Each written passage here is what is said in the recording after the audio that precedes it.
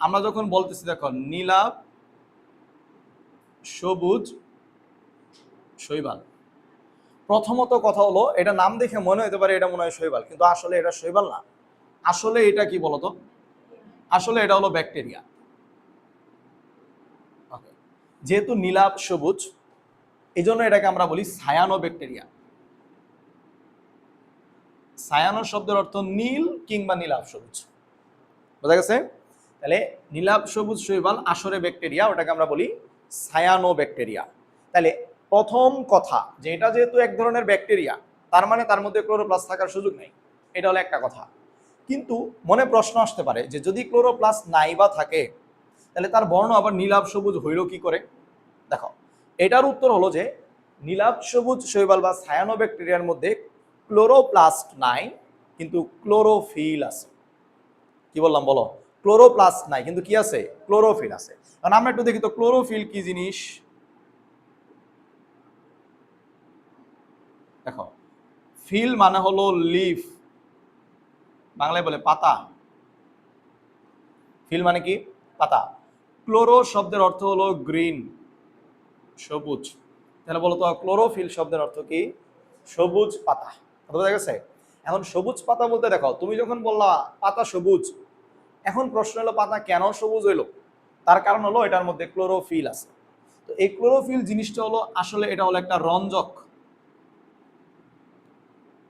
রঞ্জক মানে যে রং ধারণ করে, তো এটা রং ধারণ করে এই জন্য এটা হলো একটা রঞ্জক।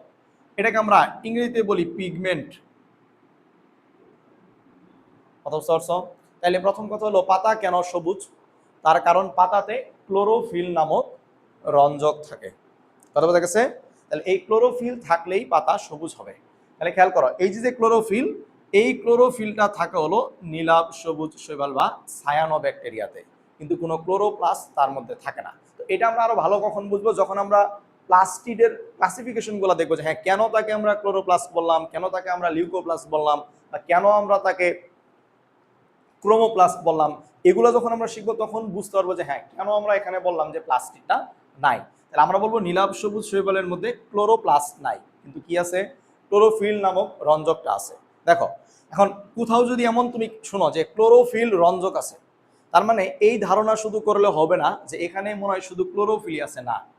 এখানে ক্লোরোফিলের সাথে সাথে জ্যান্থোফিলও আছে, সামান্য ক্যারোটিনও আছে বা ক্যারোটিনয়েড এটার মধ্যে আছে। কথা বুঝতে পারছো? আর এই ক্লোরোফিলটা মেইনলি দুইটা টাইপের হয় বলো। একটা হলো ক্লোরোফিল এ, একটা হলো ক্লোরোফিল বি। ক্লোরোফিল এ হলো 75%, ক্লোরোফিল বি হলো 25%। কথা বুঝতে পারছো? আর ক্লোরোফিল এ এর বর্ণ হলো হলদে সবুজ, আমি মজা করে মনে রাখি হাঁস, হলদে সবুজ। আর এটা হলো নাশ, তার মানে নীলাভ সবুজ। কথা বোঝা গেছে? তাহলে এভাবে মনে রাখবা, এ হাঁস বিনাশ। কথা বোঝা গেছে? তাহলে ক্লোরোফিল এ হলো হলদে সবুজ, ক্লোরোফিল বি হলো নীলাভ সবুজ। তাহলে দুইটা মিলাইলে যদি ক্লোরোফিল হয় তার মানে দেখো এখানেও সবুজ ওইখানেও সবুজ, তাহলে আলটিমেটলি তুমি দেখবা কি? সবুজ।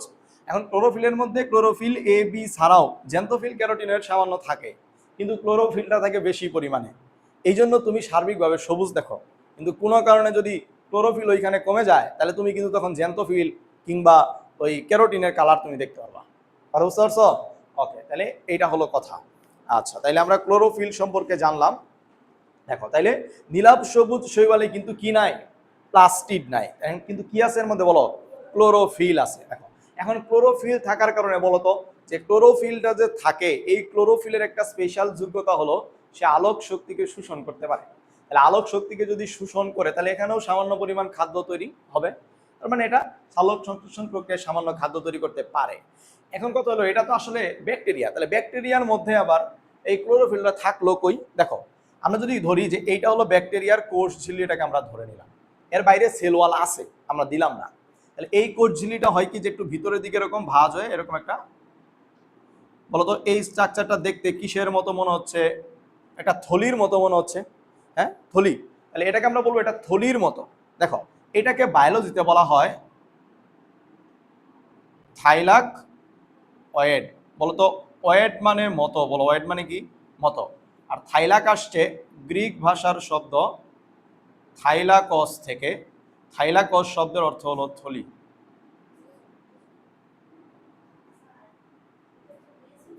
হ্যাঁ শোনো, এখন বলবা যে এটা তো একসময় মেসোসোম বলছিলাম। শোনো, মেসোসোম তার অবস্থানের কারণে ভিতরের দিকে একটা স্ট্রাকচার, তাই তারে বলছিলাম মেসোসোম। আবার দেখতে থলির মতো, তাই তারে আমরা বললাম থাইলাকয়েড। কথা বোঝা গেছে? তাহলে এই যে যে ভিতরের দিকে ভাঁজ হয়ে গেল, এটা কি কোষ ঝিল্লিটা না? তাহলে এই সায়ানো ব্যাকটেরিয়ার ক্ষেত্রে হয় কি, যে সায়ানো ব্যাকটেরিয়ার কোষ ঝিল্লিটা ভিতরের দিকে ভাঁজ হয়ে একটা থলির মতো স্ট্রাকচার গঠন করে, তাকে বলা হয় থাইলাকয়েড। এই থাইলাকয়েডের মধ্যে এখানে ক্লোরোফিল থাকে, এই জন্য দেখতে এটা সবুজ হয় এবং সামান্য সালোক সংশ্লেষণ সে করতে পারে। বোঝা গেছে? এটা মনে থাকবে? ওকে, ঠিক আছে।